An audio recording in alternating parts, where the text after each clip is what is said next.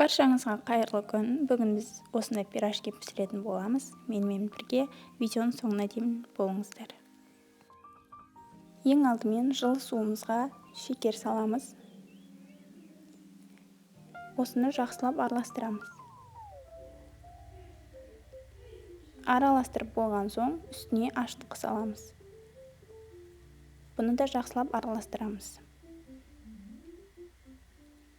Біздің аштығымыз осы суда көтерілуі тиіс. Араластырып болған соң бетін пищевой пленкамен жауып 10-15 минут көлемінде ашытуға қойып қоямыз.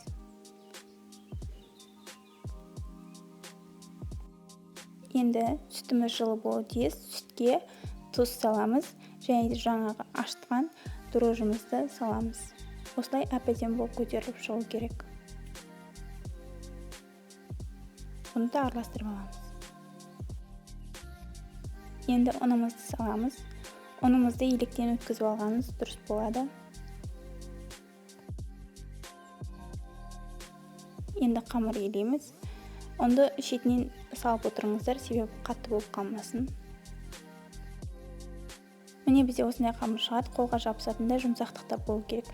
Және осы қамырды жылы жерге 40 минутқа қойып қоямыз. Қамырымыз көтерілген соң қолымызды майлап аламыз және де қамырымызды қайтарамыз. Осы әдісті сіздер 2-3 мәрте қайталасаңыздар, сіздердің қамырларыңыз өте керемет болып шығады.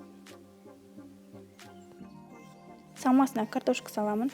Картошкаға бұрышын, тұзын өздеріңіздің қалауларыңызға қарай саласыздар. Және де өздеріңіздің қалауларыңызға қарай пияз қоссаңыздар да болады.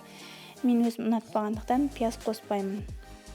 Және де осы салманы жақсылап араластырасыздар. Бізде салмасы дайын.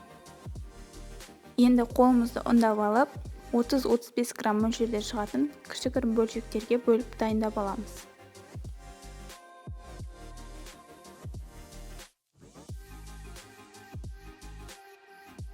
Енді қамырымызды түйеміз. Ол үшін кішкене ұн сеуіп аламыз. Қамырды қолмен жайып шығамыз. Ешқандай оқтауды қажет етпейді.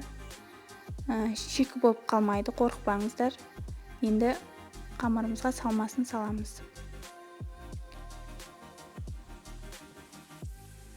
Салманы көз мөлшермен саламыз. Және де қамырды біріктіреміз.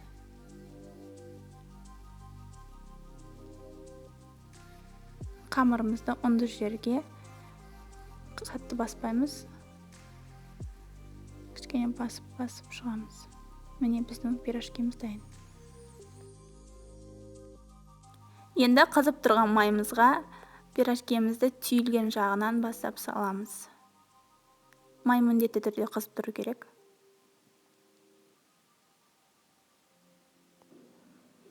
Әрбір бетін 3-4 минут көлемінде пісіріп аламыз. Екінші бетіне аударамыз. Екінші беті де қызарып піскенге дейін күтеміз.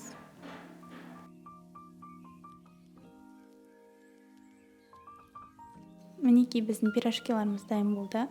Өте жұмсақ, ешқандай да шикі емес. Жасап көруге кеңес беремін. Өте дәмді шықты. Ас болсын.